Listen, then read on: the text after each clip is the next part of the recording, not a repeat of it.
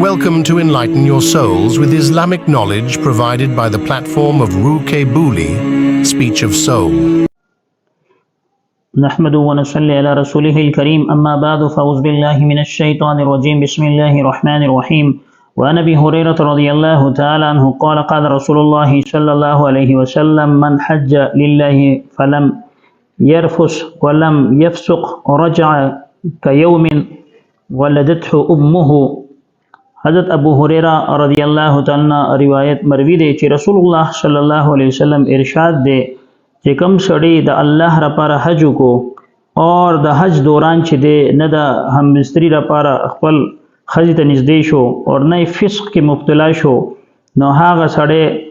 واپس کیږي بدغه شانتي یعنی په دې ورځ باندې د سی بیګناه وي لکه څنګه چې دې سړی په دغه ورځ باندې د خپل مور چې دی داغه نه پیدا شوی دی. په دې حدیث کې رسول الله صلی الله علیه وسلم کوم چې حضرت ابو هريره رضی الله تعالی عنہ مروی دی د حج مبارک چې دی نو هغه فضیلت او اهمیت ذکر کړی دی او په دې حدیث کې حضرت ابو هريره رضی الله تعالی عنہ وایي چې رسول الله صلی الله علیه وسلم ارشاد دی چې کوم سړی حج کو د الله ته رضا لپاره چې پاغي کې داغه مقصد صرف دی چې الله پاک رضا او د الله پاک خوشنودي ماته حاصل شي او په دې کې چې دین هغه د کور والا سره صحبت هونه کی یعنی جما ونه کی سګوناتی سرزد نشي دغه شانتي چې دین د بهای خبري ونه کی او نه چا سره چې دین په دې کې هغه سجنګ جګړیو کی بعض اوقات د حج په دوران کې چې د انسان د بل سړی سره چې دین تلخ کلامی وکي یا په منځ کې څه جګړه راشي یا چې دین چاته سپکی سپوري وای کی نو د دې د وجې نه په حج باندې اثرات مرتب کیږي او د دې د وجې نه چې دین د الله تبارک وتعالى غرضا او د خوشنودي چې دا حاصل کولو کې فرق راځي. نو ځکه د حدیث کې د یو څو شذونو صراحت شوه دی که څوک د دې شذونو خیال وساتي نو الله تبارک وتعالى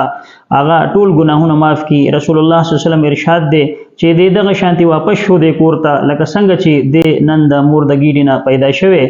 یعنی څنګه چې یو ماشوم پیدا شي هغه بالکل د ګناونو نه پاک وي دغه شانتي انسان چې کله حج کوي الله تبارک وتعالى ټول ګناونه صغیره ګناونه چې دین هغه معاف کړي. اور بعض فقها وایي چې الله تبارک وتعالى حقوق الله چې دی یعنی کوم حقوق چې د الله تبارک وتعالى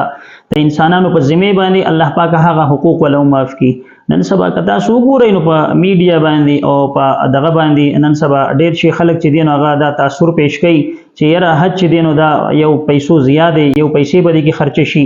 اور بل طرف ته دا خبره چلیږي خلکو مومنس کې چې دا حج چې دا خلک لړ شي باغ ډېر شي خلک مړ شي نو آیا دا ژوند چې دا دومره بې معنی دی یا بې حقیقت دی یا د دې څه حیثیت نشته چې سړی چې دی هو روپۍ خرچ کوي خو خپل چې دینو جان او مال لګي د دې لپاره. نو زما د هغه مرګرو ته دا درخواست چې د څه خبرې نه دی پکار ولې چې مقدس زید یو خو د دې اهمیت رسول الله صلی الله علیه وسلم ذکر کړی دی چې الله تبارک وتعالى د حج د برکت د انسان ټول خطاونه ګناونه معاف کړي او یو د مسلمان مقصد دا دی د روپۍ لګولو یا د شانتي د مشقت او د تکلیف برداشت کولو مقصد دا دی چې زما آخرت خسته شي اور کم سړی چې د آخرت لپاره فکر کوي الله تبارک وتعالى دا خطاونه معاف کړي او د الله رحمتونه په هغه باندې وریږي او کم سړی چې التی بیا مړ شي نو هغه بیا په جنت البقیع کې دفناوي. او رسول الله صلی الله علیه وسلم ارشاد دی کم سړی چې دا ځای مړ شو نو قیامت پر ورځ باندې په ما باندې لازم شو چې زو دا هغه شفاعت وکم. نو دا څومره لوی مقام دی څومره لوی عزت دی چې الله تبارک وتعالى یو حاجی له دا ور کوي. نو موږ ته پکار دی چې موږ کوشش دا وکړو چې د چا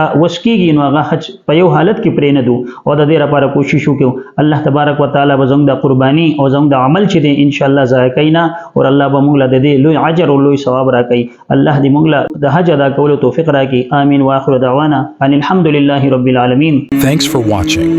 For more Islamic lectures, kindly subscribe to Ruke Buli on YouTube.